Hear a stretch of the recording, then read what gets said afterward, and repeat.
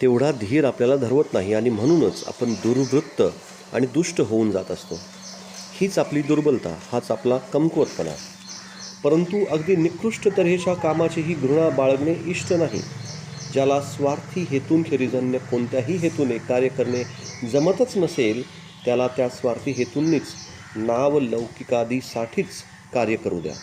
तथापि प्रत्येकाने सदाच उच्चतर हेतूंनी कार्यास प्रवृत्त होण्याचा व त्या हेतूंचे सम्यक आकलन करण्याचा आटोकाट प्रयत्न करावयास हवा. कर्मण्येवाधिकार असते मा फलेषु कदाचन. कर्माचाच आम्हाला अधिकार, फलावर आमचा अधिकार कदापि नाही.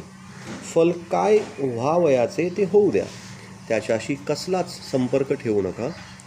कुणालाही सहाय्य करताना त्या व्यक्तीचा मनोभाव तुमच्याविषयी कसा असावा इत्यादी संबंधीच्या विचारांना मनात तिळमात्र थारा देऊ नका. एखाद्या महान अथवा शुभ कर्माचे अनुष्ठान करण्याचा तुमचा मानस असेल तर फला अफलाच्या चिंतेने आपला मेंदू अजिबात शिनवू नका. परंतु कर्माच्या ह्या असल्या आदर्शांसंबंधी एक अत्यंत कठीण प्रश्न नेहमी उद्भवत असतो. कर्मयोगी बनण्यासाठी आपल्या ठाई प्रबल कर्मशीलता आवश्यक आहे. त्यासाठी आपण सदैव कर्मरत असावयास हवे. आपण क्षणभरही कर्म न करता राहू शकणार नाही. मग प्रश्न असा की विश्रांतीचे काय होणार? माणसाला विश्राम कसा आणि कुठे लाभणार? एकीकडे कर्म, घोर जीवनसंग्राम, कर्मजीवनाच्या भोवऱ्यात सतत गरगर फिरणे, तर दुसरीकडे सर्वच शांतिमय, उपरत सर्वच जणू निवृत्तिमय, चहूकडे सारे प्रशांत निस्थिर. कसलेच औडंबर, कसलाच शब्द कोलाहल नाही म्हटल्यास चालेल. चहूकडे केवळ निस्तब्ध प्रकृतीची प्रशांत मूर्ती.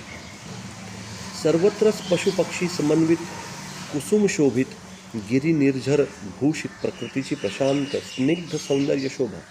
पण ह्या दोहोंपैकी कोणतेही आदर्शाचे संपूर्ण चित्र नाही. समजा एखाद्या माणसाला असल्या शांतिपूर्ण स्थानी एकांतवास करण्याचा सराव झाला आहे.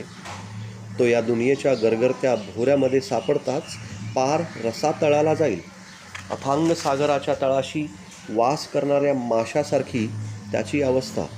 पृष्ठभागावर येण्याचाच उशीर त्याचा अगदी चक्काचूर होऊन जाईल. कारण जलस्तंभाच्या त्या प्रचंड दाबाखालीच जिवंत राहणे त्याला शक्य असते. ह्याच्या उलट प्रापंचिक नि सामाजिक जीवनाची धावपळ नि कोलाहलच ज्याच्या पुरेपूर अंगवळणी पडली आहे, असा माणूस एखाद्या निर्जन निवांत स्थानी जाऊन पडल्यास स्वस्थपणे काळ कंठू शकेल काय? तो कमालीचा त्रस्त होऊन जाईल. बेचैनीची अगदी परमावधी होऊन बिचाराला कसे सळो की पळो होऊन जाईल. कदाचित या भानगडीत बापड्याचे डोके देखील फिरून जायचे. आणि म्हणूनच आदर्श पुरुष तोच की जो अत्यंत गंभीर निस्तब्धतेमध्ये पराकष्टेचा कर्मरत असतो आणि प्रखर कर्मशीलतेमध्ये ज्याला मरुभूमीच्या निस्तब्धतेची प्रतीती येत असते. यालाच संयमाचे रहस्य कळले आहे, आत्मसंयम साधला आहे असे म्हणता येईल. गजबजत्या नगरीतील अत्यंत वर्दळीच्या रस्त्याने जाताना देखील त्याच्या चित्ताची शांती यत्किंचितही ढळत नाही. एखाद्या निःशब्द निर्मनुष्य गुहेत निवास करीत असल्याप्रमाणेच त्याचे चित्त शांत राहते. आणि तथापि तेव्हाही तो कर्मात कमालीचा गढून गेलेला असतो. हाच कर्मयोगाचा आदर्श होय. ही अवस्था प्राप्त करून घेऊ शकल्यास आपल्याला खरोखर कर्माचे रहस्य उमजले आहे असे म्हणता येईल. परंतु यासाठी आपल्याला पायापासूनच सुरुवात करावी लागेल. हाताशी जे जे म्हणून कर्म येईल ते उरकत राहून दिवसेंदिवस हळूहळू अधिकाधिक निस्वार्थ बनण्याचे स्वतःला वळण लावले पाहिजे. आपल्याला कर्म हे करावेच लागेल, पण त्याचबरोबर त्या कर्माच्या पाठीशी लपलेला कोणता हेतू आपल्याला कार्यास प्रवृत्त करीत आहे हेही आपण हुडकून काढले पाहिजे. आणि मग सुरुवातीला आपले बहुतेक सारे हेतू स्वार्थाने लडबडलेले असल्याचे आपल्याला आढळून येईल. परंतु चिकाटी धरल्यास ती स्वार्थ मलिनता क्रमशः कमी कमी होत जाऊन अखेरीस असा समय येईल की ज्यावेळी आपण अधूनमधून निस्वार्थ कर्म करण्यास समर्थ होऊ.